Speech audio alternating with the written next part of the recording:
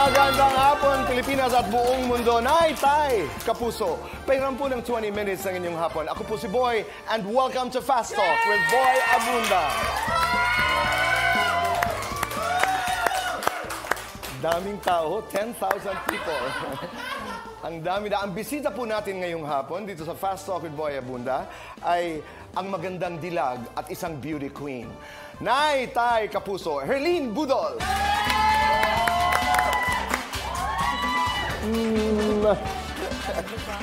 Maraming salamat. Kumusta ka? Okay lang po, kayo po. Okay naman.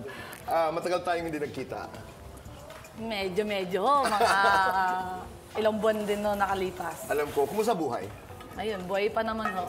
At saka maganda. Diba? Tito Boy. Hindi totoo. Kaya favorite ko makita si Tito Boy. Marami tayong pag-uusapan. Diyan lamang po kayo. At saan kami pumunta ni Herlene, hindi ko alam. But we started Fast Talk. Ayun na. Okay, ito na. 2 minutes. And our time begins now. Herlene, hipon girl. Hipon girl. Hipon, ipon. Ipon. Budol, bukol. Budol. Magandang dilag o magandang dalag? Magandang dilag. Have, wale. Habe. Squammy, yummy. Squammy. Beautiful face or sexy body? Sexy body. Beauty or brains? Brains na lang. Wala ako nun eh. Beauty queen, artista? Artista. Vlogging, acting? Parehas. TikTok, Twitter? TikTok. Troy, Tisoy? Tisoy. Teacher, mister? Teacher. Two-piece o tapis? Two-piece. Mamahalin o mumurahin? Mumurahin. Mumurahin. Rakitera, hubadera? Rakitera. Rampahan, sampalan? Sampalan na lang. Pinakamagandang bahagi ng katawan mo? Lahat. Pinakamagandang nagawa mo para sa pamilya? Bayad ng bills. Complete this quote. Tardiness is next to? Ano yun? Money. Tama. Beauty is in the eye of? Person. Oh, good. Ang kagandahan ay nakikita sa? Underwear. Corona o, o pamilya? Pamilya. Pag-ibig o pamilya? Pamilya. Pinapatawa mo o pinapatawa ka? Pinapatawa ko. Binubudol mo o binubudol ka? Magbudo lang kami. Sinong mas maganda? Si Maxine Medina o ikaw? Maxine na lang. Miss Planet o Miss Angono? Miss Angono. Scam yun eh. Binibini o binubuni? Binibini. Oo o hindi. In love ka ba ngayon? Always. Lights on, lights off. On and off. Happiness or chocolates? Happiness. When is the best time for happiness? 3 times a day. Complete the sentence. Ako si Herlene Budol, maganda ako kasi. Hindi ako perfect. Oh, tama yan. Dahil ang kagandahan naroon sa imperfections. Oh yes, tama. Maraming salamat. Galing. Umpisa pa lamang po yan. Maya-maya lamang ay magkukwentuhan kami ni Herlene tungkol sa maraming bagay, pag-ibig, buhay at marami pang iba. Pero diyan ka muna dahil ngayon naman po ay for today's talk. Marami tayong pag-uusapan, mga kapuso, nanay, tatay. Unahin na natin itong mainit na pinag-uusapan ngayon ng buong bayan.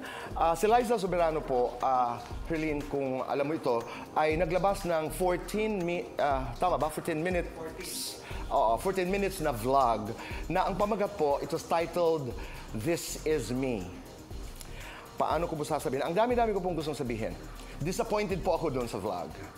I'm not disgusted, but I am extremely disappointed with the vlog. Pero napakamalumanay ng pagkasabi ni Liza. Saan po ang pinanggagalingan ko? Let me talk as a manager. Nay, Kapuso, gusto ko magsalita bilang isang manager. Ano ba ang nais kong sabihin? May karapatan ba si Liza Soberano magbago ng management? May karapatan ba si Liza Soberano magbahagi ng kanyang nararamdaman? May karapatan ba si Liza Soberano hawakan na ang kanyang karera? Ang kasagutan lahat doon ay oo. She has the right to do what she's doing. I mean, it's a redirection, it's a rebrand. Saan ako na-disappoint? Bilang manager at bilang fan, let me talk first as a manager. Kasi po, may mga complaints sa doon na I had no voice, wala akong kinalaman, hindi ako tinatanong kung anong nangyayari sa aking karera. I was just working with 3 directors sa paulit-ulit. masakit pakinggan kasi you were working with three of the best directors in this country. At bilang tagahanga, parang ang gusto kong sabihin, Liza, ang hinangaan namin, hindi ikaw yun. For the last 13 years, ang hinangaan namin, hindi si Liza yun. Because you were saying in your vlog na I had no say kung anong material, kung anong sasabihin ko. Alam niyo kung bakit ako nagsasalita? I was in the vlog. Meron doon clip na ini-interview ko siya.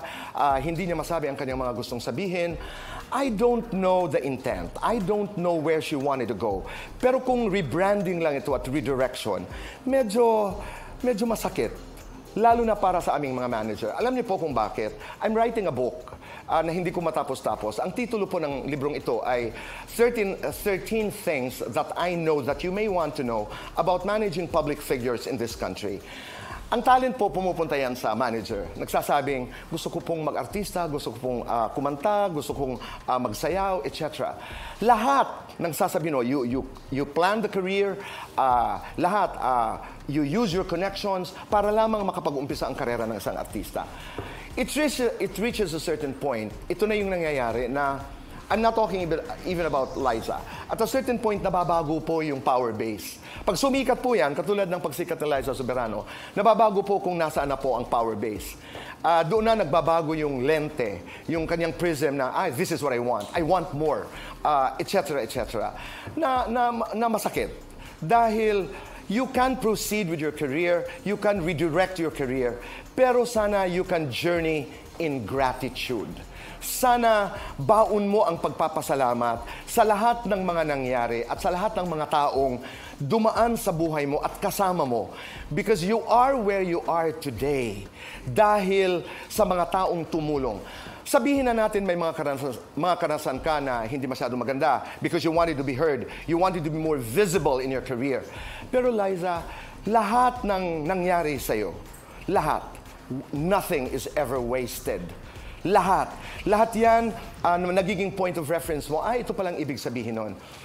Medyo masakit din po pakinggan yung, even the choice of my name, na Liza, she had nothing to do with it. Pero Liza, yun ang hinangaan namin. Yun ang kinilala namin. And what we knew at ang hinangaan namin was a good girl. Ang hinangaan namin was an excellent actor.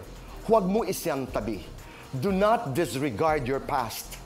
Do not disregard the 13 years na minahal ka ng mga fans mo. And do not disregard the hard work that your managers put into who you are today. Tama si Ogie Diaz. Nabasa ko yung post ni Ogie na mula ngayon as a manager, I learned something. Sabi ni Ogie, mula ngayon, pag may lumapit sa akin na bagong artista, ang itatanong ko, ikaw ba, bata, marunong ka mag-manage? Pag ang sagot hindi, sige, ima-manage kita. Nanay, tatay, ikaw, kasama mo ang inyong anak, marunong ho ba kayo mag-manage? Kung marunong kayo, ay kayo na lang. Huwag na kami isali. So, ang dami ko pa pong gustong sabihin. But, in one line, you know, Liza, I love her. I love you if you're watching this. Proceed with your career, wherever you want to go, in gratitude. You know what you should do? #say thank you. Because gratitude opens your heart and your life to more blessings. Maraming salamat. Jillian Ward, happy birthday. Para mabago naman po. Tapos nung isang araw naman, mga kaibigan, ako'y nakatanggap po ng tawag mula sa former President Gloria Macapagal Arroyo. Bakit po ako natawagan ng former President? Dahil meron po sa internet fake na imbitasyon na mag-invest ka sa isang cryptocurrency na ang tawag po ay BitIQ. Hindi po ito totoo.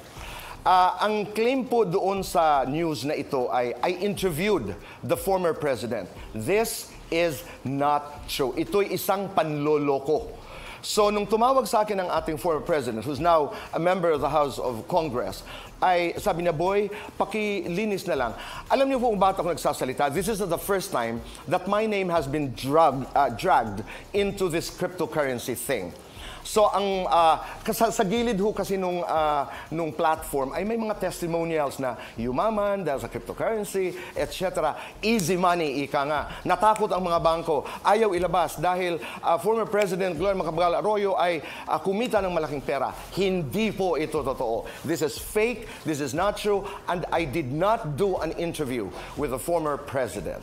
Yan po, and that is true talk. Maraming salamat, nanay, tatay, at kapuso. Seryoso, Sir Lynn. Lynn, ako naman ito, may mga ilang katanungan lamang ako. Number one, para ito'y diretsa na, ikaw ba'y sasali sa Miss Grand International? Mamaya ang sagot. Pangalawa, gaano ba kahalaga ang lalaki sa kaligayahan mo bilang babae? Pangalawa yan. Pangatlo, isang araw, you're going to be a parent. You're going to be a mother. Ano ang gagayahin mo? Ano ang hindi mo gagayahin doon sa pagpapalaki sa'yo? Ang mga kasagutan sa pagbabalik po ng Fast Talk with Boy Abunda.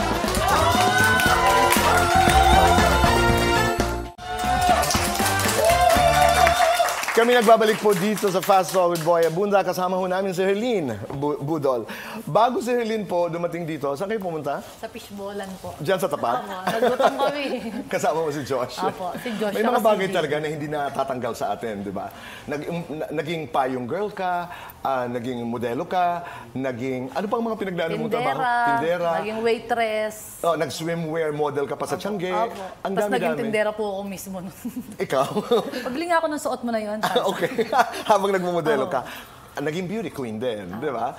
Pero sa lahat ng trabahong ito, Herlene, ano yung natutunan mo? Ano yung baon mo hanggang ngayon? Yung kapag sinipagan mo, may makakain ka. Kasi parang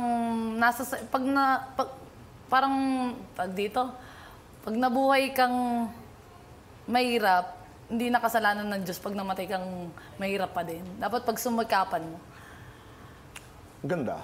Okay. Tapos naging beauty queen ka rin. Kasi ang gusto ko muna puntahan, baka mamaya wala tayong oras, you made famous of the Squammy Walk. Paano nga uli yun? Sige nga. Di ba? Meron siyang lakad talaga. Would you like to see her? Yun. Okay.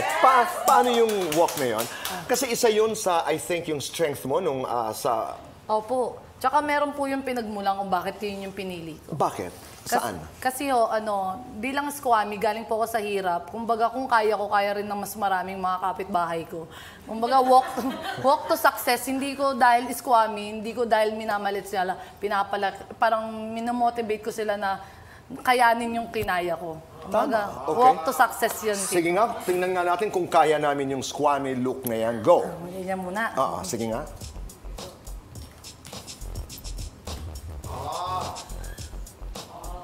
Gilid. Gilid. And then? Ito. Ganda. Saan ba? Dito. Galing. Ang galing. Ang tanong ng marami ngayon, ikay ba'y sasali sa Miss Grand International? Kung ako tatanungin, Tito Boy, gusto ko yung gusto ng manager ko naman. So, sasali po ako.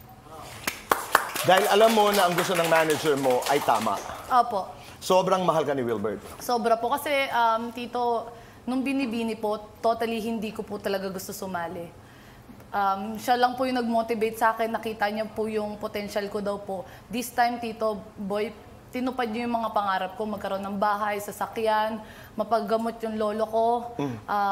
Pati yung burol ng lola ko, sinagot niya. So, yung kaligayahan naman po ni Sir Wilbert yung gagawin ko, na which is kaligayahan ko din po ngayon. Correct. Yung mapasaya ko naman siya. Sa pagsali mo sa Miss Grand International, ano ang baon mo ngayon? Maliban doon sa squammy look. Ano? Kapal po ng mukha. Yung pa rin ang baon mo? Opo. Kapal pa rin ang mukha? Opo, kasi ayun po talaga number one, puhunan ko sa buhay, Tito Boy. Wala po akong kahit anong talent, kapal lang po ng mukha. Bibihira po yun, yung talent na yun. Oo naman. Opo. Ilaban natin yun at hindi natututunan yan. You Opo. either have that or you don't. Okay? Gaano kahalaga ang lalaki sa kaligayahan ni Herlene Budol? Para sa akin, sa lalaki po shota po ba o ano? Siyempre, may karelasyon. Shota, boyfriend. Para sa akin, bonus na lang po yan eh. Pipiliin ko po yung taong palagi akong pinipili.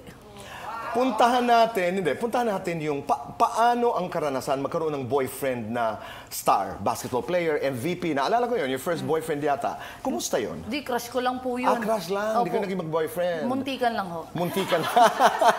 Basketball player po. Pero ano ang pakiramdam na may gusto sa kanya ang lahat ng mga kababaihan? Ako naman yung dinate. Yan, Tito Boy. Parang feeling ko, hindi naman ako ganun kaganda before. Kumbaga, para sa akin, kapalan pa rin ng mukha yung labanan. Tatampalin kita, huwag kang lalapit ka. So kapal ng mukha pa rin ang Opo. puhunan. Si Prof. Di ba? You fell in love with the teacher? Ay, naku, Diyos ko, Lord. Bawal pong gayahin ng mga bagets. Ayan. Hindi, kumbaga yung teacher ko na po yun, muntikan lang po. Muntikan din yun. Kasi nag-guidance ho kasi ako. Kung hindi ako nag-guidance doon, tutuloy namin yan. Estudyante na in love sa teacher. Pero bagets naman yung teacher, di ba? Oo, halos mga... Ilang years lang naman ang... 2-3 taon Taon po lang. yung Okay, so nag-guidance, hindi natuloy. Pag-usapan natin si Troy. Are you together? Kayo ba'y magkasama? May boyfriend ka ba ngayon? Tito Boy, yun para sa akin ng pagmamahal yung willing mag-antay. Tama. Opo. Hindi po minamadali lahat ng bagay. Para sa akin, shota ko ngayon yung karera ko po, yung career ko. Tapos gusto kong buntisin, tapos paramihin. Kasi trabaho po yung gusto ko. Sandali, ulitin mo. Buntisin ang karir. Opo, karir. Ikaw talaga, akala ko ulo na. Hindi kasi Tito Boy, di ba? Pag sa isang relasyon, kemihan. Tapos, padamihin ba yung pamilya? Para sa akin, as a career naman po yung shota ko ngayon. Gusto Para ko po, yumabong. Opo, padamihin ng padamihin. Okay.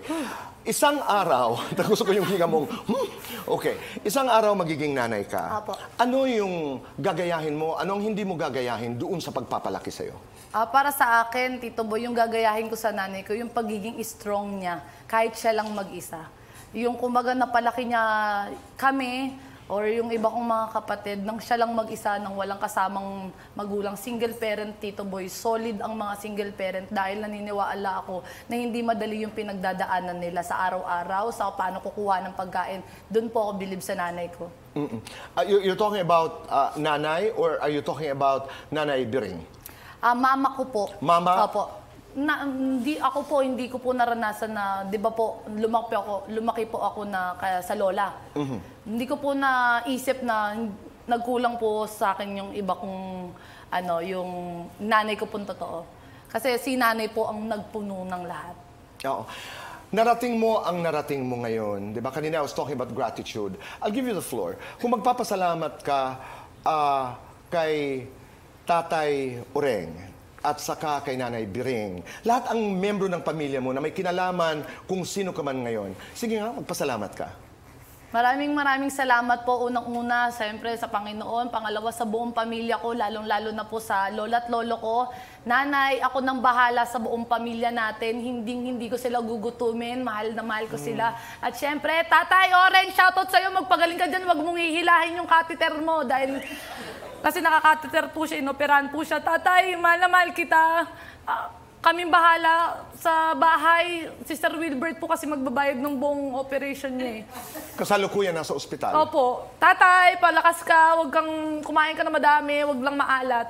Yun po. Tapos syempre, papa ko po sa showbiz, Kuya Will po. Kuya Will, maraming salamat po. Ayan. Kay Sir Wilbert Tolentino po dahil napunta po ako sa tamang tao.